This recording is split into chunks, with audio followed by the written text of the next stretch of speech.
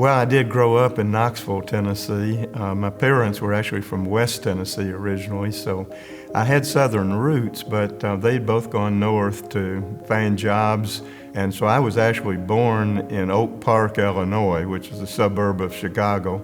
But I have no memories of the North, really. I was 1 year old when they moved back south. And my father worked for TVA. He was an engineer. And so I grew up in Knoxville, went through school at the University of Tennessee, and somewhere along the line became a history major and taught 1 year over in North Carolina, and it wasn't a very good fit for me. And so I was applying around, and a job came available at this little junior college in Cobb County called Kennesaw Junior College. And so in 1968, I came here to teach at KJC. By the time that I had come to Kennesaw, I was really interested in local history of wherever I was, and where I was Cobb County.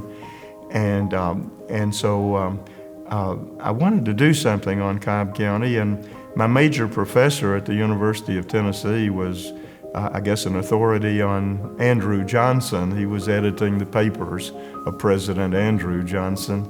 There was kind of an emphasis on quantitative studies in history at that time, and statistical studies and what have you. And one way to really study about people from the bottom up was to get all these massive government records that you get from Tax Digest and raw census data and what have you. And so, but I guess I also learned that quantitative studies could only take you so far, and it really didn't answer these questions of what was life like for these people really.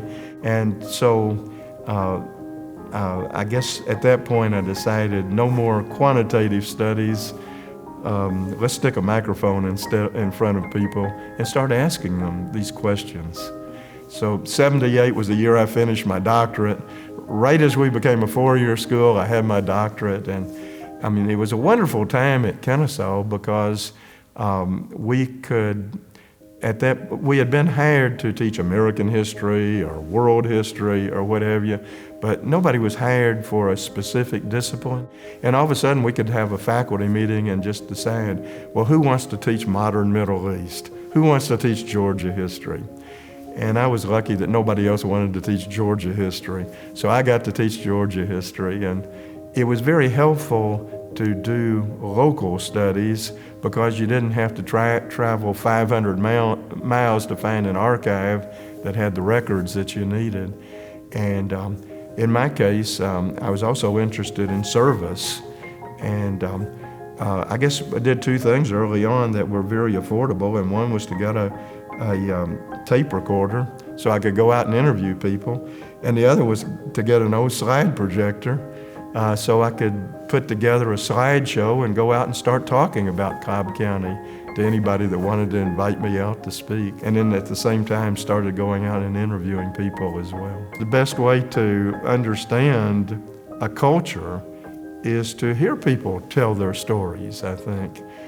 But I was so shy when I started that project that I couldn't get on the phone and call anybody up and ask an interview and try to explain who I was and why I was doing.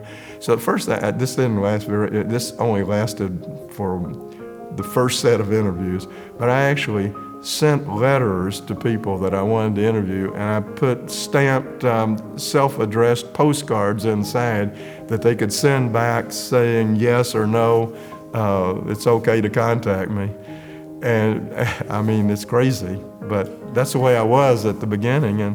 And the first person that I interviewed was Herbert McCollum, who was former commissioner of roads and revenues in Cobb County. And this was 1978, and he had gone out of office after 1964. He was in from 1956 to 64. And so he invited me out to his house, and I went out there and interviewed him, and he had all kinds of pictures that he gave me that we copied, that we've still got in the archive at Kennesaw. And so I thoroughly enjoyed that. And then the second interview I did at almost the same time was M.J. Woods, who was the longtime principal of the Lemon Street High School. And he was retired by the time that I interviewed him, but he had been principal at Lemon Street High from 1929 to 1960, and then he had been principal of the Wright Street School for a while, all in the days of segregation, and then retired in '66, right when integration was about to come in. But he had some good recollections too that talked about the black history of Cobb County and what the schools were like, and what they did at the Lemon Street High School and what have you.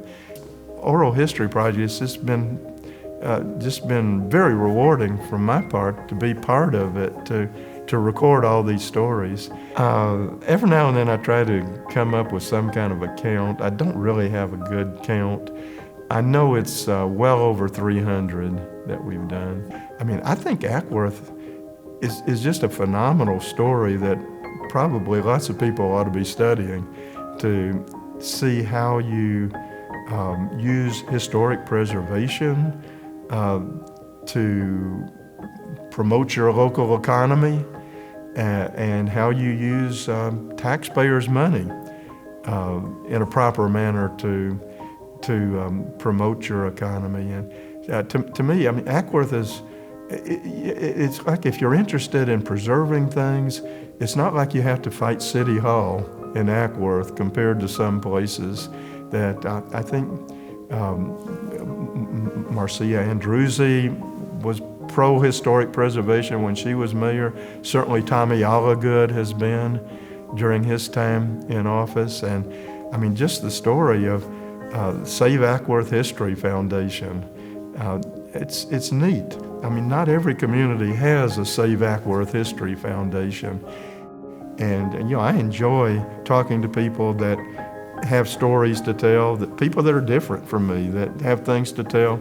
And I think for the most part, when I've done interviews, people don't know whether I'm conservative or liberal or what have you, because I feel that my job as an interviewer is to help them tell their story the way they want to tell it.